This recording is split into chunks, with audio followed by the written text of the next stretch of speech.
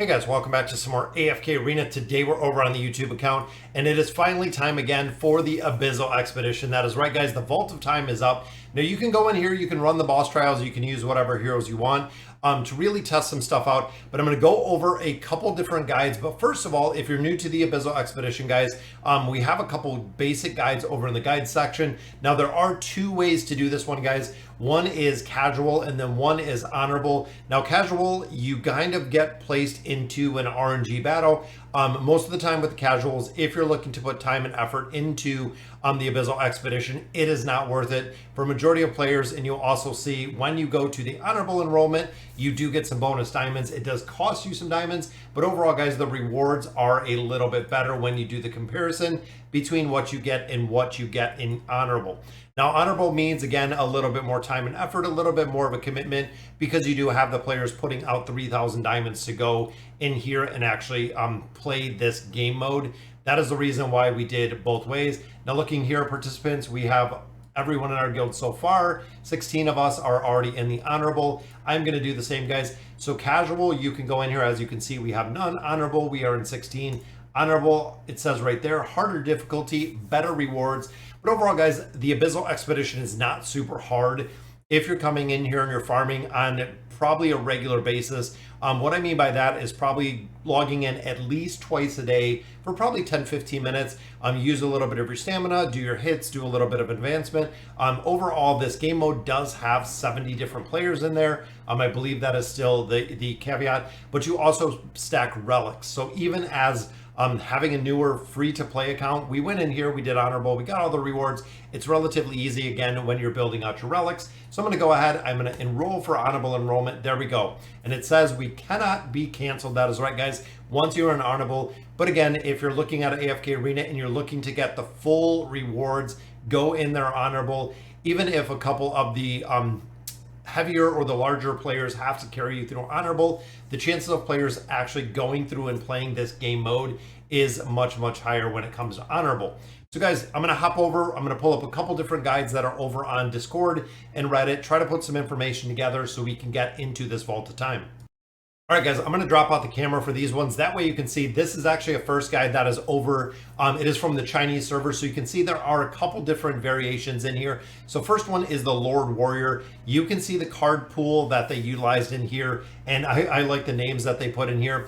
But you can see this formation, specifically this build, is Holy Relic, which is Warrior 5.6 full. That is right, guys. You are going full out warrior within this one. When you go into the game mode, you can go warrior, you can go ranger. Mage is incredibly difficult, but you can see, even looking at the lineup and looking at the heroes that are through here, there are a lot of warriors in here. Now, auxiliary, I believe that is the support, and then tank. Can fill auxiliary 5.2 defense or tank to full. So depending on what you're running, if you're running a lot more warriors or if you're running a lot more support. Now also remember, you do get, it's the soul item that is in here. I'm drawing a blank on the name, but you do get to equip it on one hero. So when you look at some of these formations, for instance, the very first one in the card pool, the awakened version of Belinda is here, which is simply broken when it comes to this game mode. You'll notice there is no mage within this formation because she is going to be the one holding, I believe it's a soul relic now that I think about it, but she will be the one utilizing the soul relic while you have the build on the tanks and on the support heroes to really build these out. Then of course we have warriors in here, we have tanks. It is built around 3 specific classes, going first full out warrior, which is incredibly strong, followed by support, followed by the tank, and again varying what you're doing down there. Now looking in here, guys, we also do have the awakened version of Solus. We have a lot more support in there. We have some tanks. Zolrath is in this one. We also do have again a couple different variations going through here, even looking at Brutus, of course, for the warrior aspect. On Tundra, we have Scrag, we have Mulan, a lot of different heroes. Again, looking at the formations, there are going to be someone who is using the soul relic within this formation, making it a lot easier. Now looking at the main tank, now this is the spec that we went in going to the last Abyssal Expedition. The Holy Relic tank full 5.6, followed by the support 5.1, followed by the warrior. That is right, guys. We went in full tank last time, worked incredibly well, and you can also see in this formation that the awakened version of Belinda right here it is the strongest combination that we have seen within the Abyssal Expedition. Now, with that being said, guys, kind of a grain of salt, because remember, from the beta version or the test version that we did of the Abyssal Expedition to this one, we added in a couple more heroes, which of course, Crescio is in here that we have not utilized yet. We also do have, I believe, Matria, and then we have Rem and we have Amelia. So from the original version to this one is going to be broken. And I'm thinking, especially because of Rem running the first, going in there with the warrior spec, because of Rem being so strong within a couple of game modes, is you can easily swap out some of the heroes to have Rem and the damage that she is going to put out in there. But again, we do have Matria, we do have Crescio, a couple different heroes to really keep in mind in here. Now, looking at the tanks again, very similar with the formations. Changes up a little bit with some of the builds. But now also remember, guys, when you get that level 3 tank, so when you do the 3.0 tank, they do not suffer the buffs that you get from the towns in the cities. They do not get the buffs, which is a very strong point. But you can see there are a couple different variations in here, guys. Going through the soldier 5.5 can open up the fight, which again, depending on where you are in there.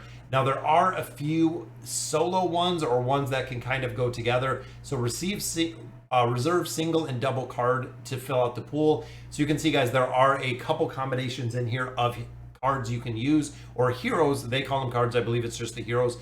Heroes together that have a really, really strong combination. And looking in here when you're building out the tank spec, especially with Taylene in here, Raku can do a lot of damage. Drez can do a lot of damage depending on who you do have built. And then they go into the whole single cards. So that is right, guys. There are a lot of heroes within here. When you stack relics behind them, they do incredibly, incredibly well as a solo comp. You can see here, even if you're running Baden or if you're running Brutus or the combination of two, fully built around 600 million damage, which is just incredibly, incredibly high. Same we see with Isolde, especially if you are going the warrior tree. Isolde is going to be huge, guys. And then, of course, if you are putting these single heroes in there, they're going to have that soul relic, meaning regardless of the specs you have, regardless of the trees you have. So if you're running a fully built spec'd out tank tree, the soul relic is going to duplicate to these heroes, making it very, very strong, guys. You can see right there, 200 to 400 million damage within these formations. Very, very cool to see. And again, heroes like Rem, I can see making a big difference. Crescio probably making a very, very big difference. Amelia with the crowd control, probably not so much, but Matria, we still have yet to see what really comes of that. So let's go over, guys. I'm going to hop over and check out a couple other guides in here. All right, guys, so here is the second guide that we look at. You can see we have it kind of broken into a couple different teams. Now, Team A does have Edwin in here, but very similar to what we've seen before. It's running Damon in here. It is running Edwin in there, so double tank right up front. There's also alt comps that run Aziz and Saurus, again, depending on the spec that you're going in here, but a majority of these teams are run the same. Couple of notes with this one, guys, is when you look in here, we have Anasa again with Grez. This is a very strong team with the twins in there. Warwick can replace Estrilda. Again, Estrilda is a warrior, solid buffing in here. We do also see that with Warwick. Now, looking at Team C, this is kind of an interesting one. You can see the less than 40% HP. Now, that is a big trigger when it comes to Zorath, guys. That is the reason why this team does incredibly well. Once the boss hits that 40% mark or less, Zorath's damage as a warrior goes through the roof. Only amplified when you get the buffs from Hodgkins, when you get the buffs from Silas, when you get the damage amplification right here from Rain. And then, of course, Solus. This is a team to use when you're in that 40. Now, looking down here, very similar to what we've seen, guys. Right here, we have the Awakened version of Thane. Strong in here, we'll have tank, we'll have support, we'll have warrior. So again, this looks like we're running the warrior spec in here, but there are a couple different teams. And then, of course, the D team alt, there are several variations of this one. And then we go back to the solo heroes there. We have the Awakened version of Brutus and that Awakened version of Baden. And then, of course, the duo team like we just seen in the other guide. Here it is running Silas and it is running Drez. Again, a couple different variations in there depending on who you are running, and a couple or a lot of solo heroes, honestly, when you get to the point of running these teams. it works incredibly well. Now, when it comes to building out the actual relics for the specific classes, let's take a look at that one. Now, this one specifically, there's a lot of different tables, again, that are over on Discord. I'm just really building out the relics. If you're looking at one being in one of the very top tier guilds, you guys have access to a lot of this information. But overall, guys, the basic thing I wanted to look at this one is down here. So when you look at warrior, tank, and ranger, they are the primary 3 trees that you're going to be running, followed probably by support like we've seen in a lot of variations. The mage tree, I didn't really see any viability because, again, the awakened version of Belinda can run that soul relic. So I'm going to go with the warrior tree for this one. So this is going to be my bread and butter right up here. With the warrior tree, it shows you specifically how to build those up. Now, there is a very specific order, again, to kind of building these out.